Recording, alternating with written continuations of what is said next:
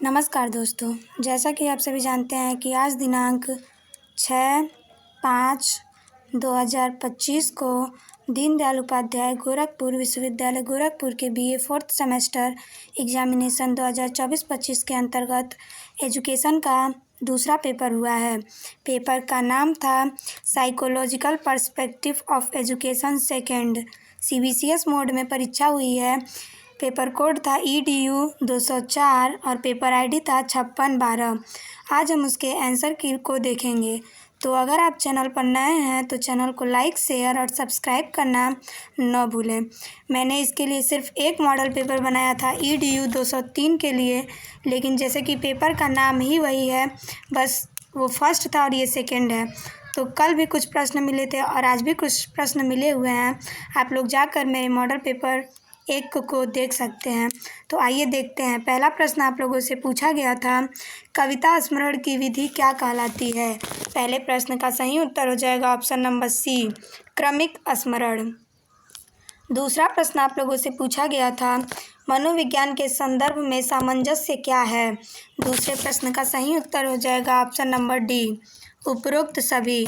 किसी व्यक्ति के व्यवहार में सामंजस्य लक्ष्य प्राप्ति के लिए यह मनोविज्ञान के संदर्भ में सामंजस्य है। दूसरा ऑप्शन दिया था, व्यवहार को समायोजित करने के लिए उद्देश्य में समायोजन। और तीसरा ऑप्शन दिया था, किसी भी परिस्थिति में सामंजस्य उद्देश्य प्राप्ति के लिए। इस प्रकार दूसरे प्रश्न का सही उत्तर ऑप्शन D हो जाएगा।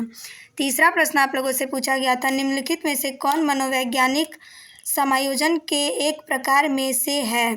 तीसरे प्रश्न का सही उत्तर हो जाएगा ऑप्शन नंबर D, उपरोक्त सभी। चौथा प्रश्न आप लोगों से पूछा गया था, निम्नलिखित में से लोगों की तरफ एक नकारात्मक दृष्टिकोण का उदाहरण हो सकता है। चौथे प्रश्न पे हमें दो ऑप्शन में डाउट है, लेकिन मैं ऑप्शन D के साथ जाऊंगी, भेदभाव। और ऑप्शन A भी लग रहा है। आप लोग को सही उत्तर मिले तो आप लोग कमेंट में ज़रूर बताइएगा। चौथा प्रश्न हो गया। पांचवा प्रश्न आप लोगों से पूछा गया था, पुनर्बलन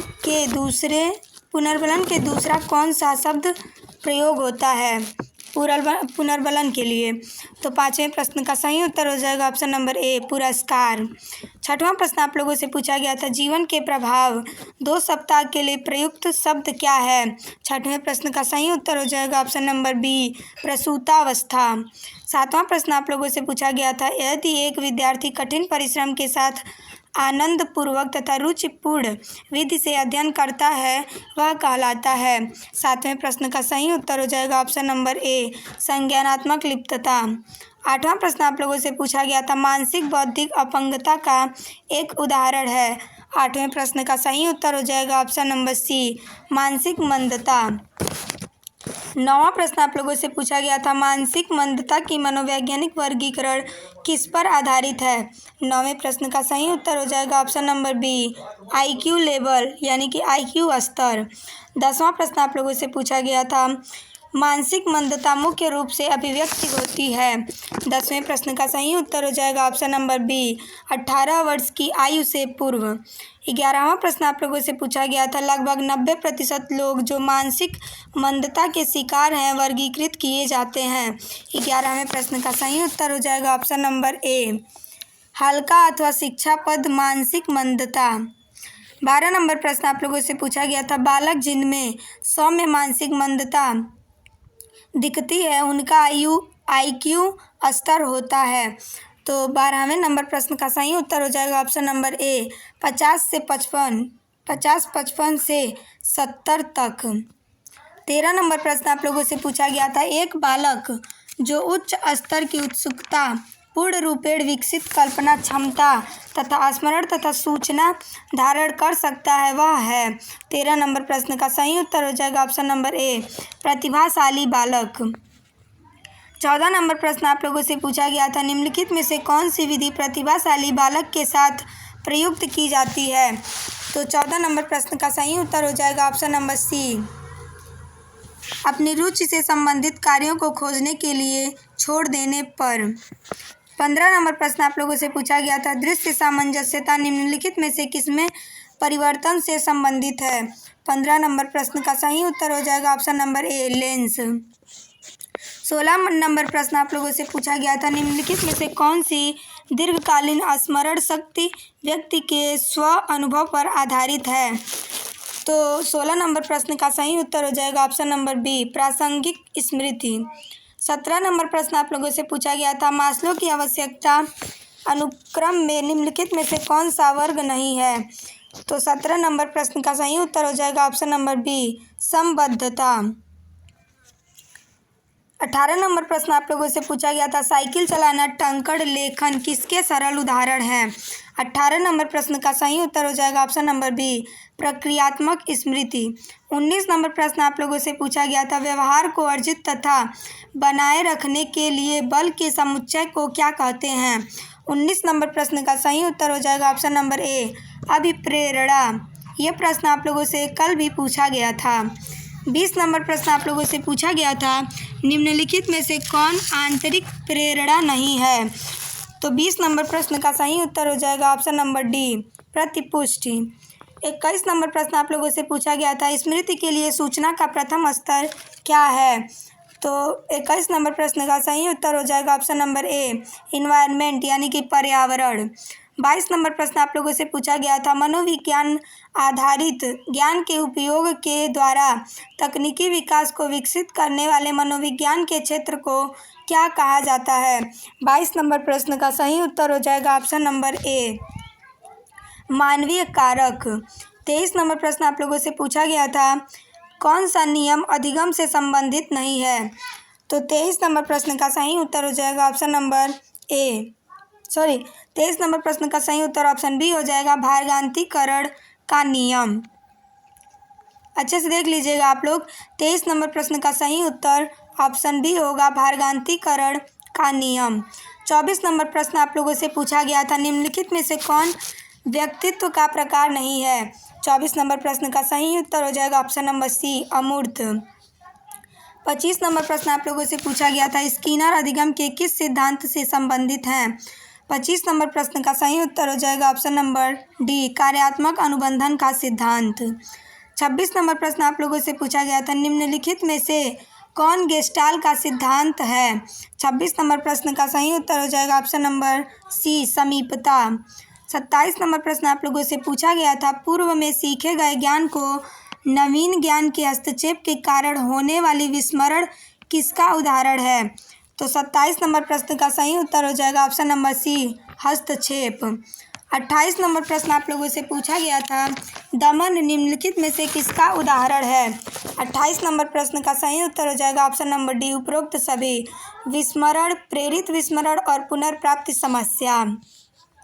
29 नंबर प्रश्न आप लोगों से पूछा गया था, निम्नलिखित में से कौन सा कारक संज्ञानात्मक विकास को प्रभावित नहीं करता है?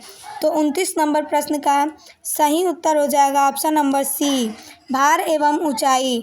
30 नंबर प्रश्न आप लोगों से पूछा गया था, कक्ष में अध्यापक बालक को किस तकनीक का प्रयोग कर अभिप्रेरित करता है?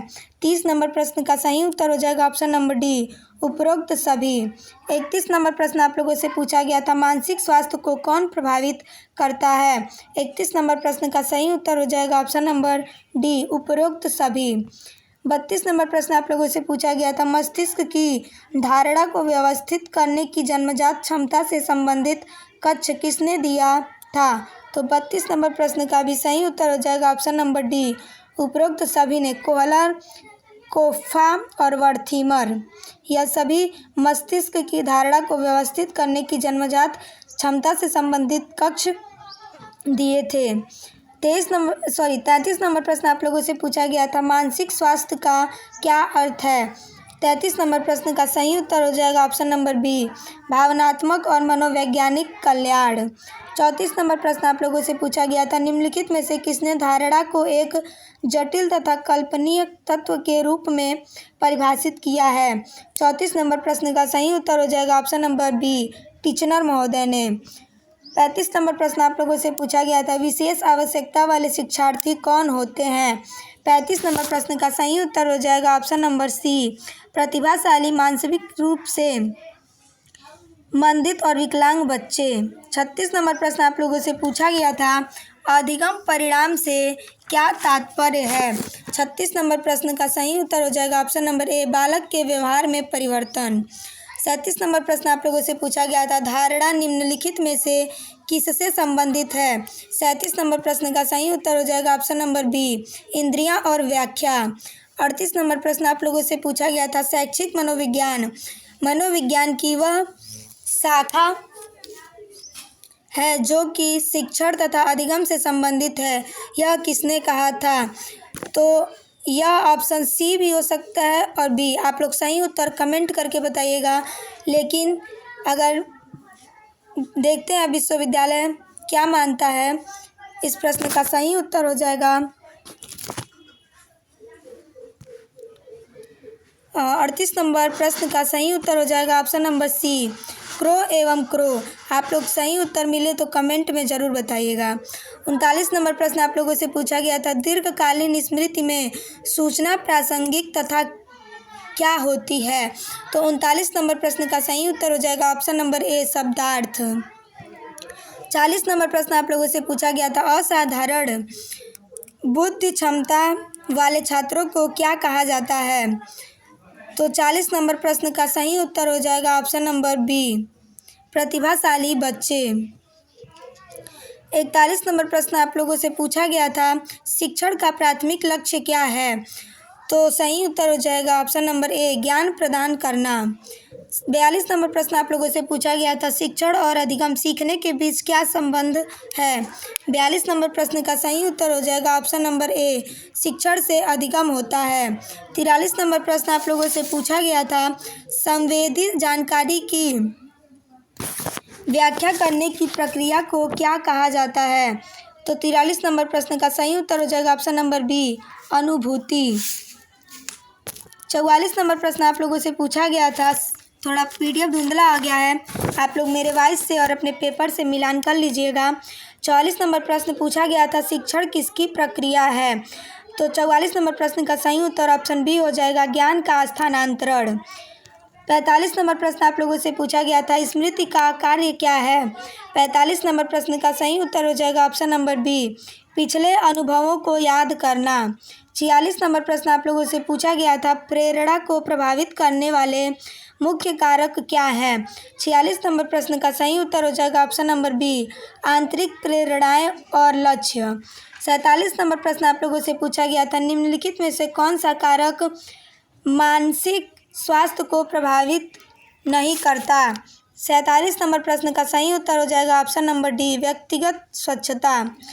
48 नंबर प्रश्न आप लोगों से पूछा गया था, कौन सी विधि पुनर्बलन के माध्यम से सीखने पर जोर देती है? तो 48 नंबर प्रश्न का सही उत्तर हो जाएगा ऑप्शन नंबर बी, अनुबंधन। 49 नंबर प्रश्न आप लोगों से पूछा गया था, बेहतर मानसिक समायोजन में कौन सहायता करता है? 49 नंबर प्रश्न का सही उत्तर हो जाएगा ऑप्शन नंबर बी, अच्छा संवाद कौशल। 50वां और अंतिम प्रश्न पूछा गया था आप लोगों से, विकास के साथ बालकों की स्मृति मुख्य रूप से किस पर निर्भर करती है? 50 नंबर प्रश्न का सही उत्तर हो जाएगा ऑप्शन नंबर डी, अनुभव। इस प्रकार मैंने आप लोगों को दीनदयाल उपाध्याय गोरखपुर विश्वविद्यालय गोरखपुर के BA 4th सेमेस्टर एग्जामिनेशन 2024-25 के अंतर्गत जो एजुकेशन का सेकेंड पेपर हुआ है, पेपर का नाम था psychological perspective of education, second paper code था EDU 204 और पेपर ID भी देख लेते हैं 5612। इसमें 50 प्रश्न आप लोगों से पूछे गए थे जो 75 नंबर के थे और एक प्रश्न 1.5 अंक का होता है। तो आप लोग के कितने क्वेश्चन सही हुए आप लोग कमेंट में ज़रूर बताइएगा। और आप लोग को अगर वीडियो पसंद आए तो आप लोग चैनल को लाइक शेयर और सब्सक्राइब करना न भूलें, अपने दोस्तों को भी शेयर करें। और अगला पेपर आप लोग का कौन सा है आप लोग कमेंट में बताएं और मैं उससे संबंधित आप लोग को वीडियो अपलोड करूंगी जो आपकी परीक्षा के लिए बहुत ही महत्वपूर्ण होगा। आप लोग का अगला पेपर अच्छा हो, इसी शुभकामनाओं के साथ नमस्कार।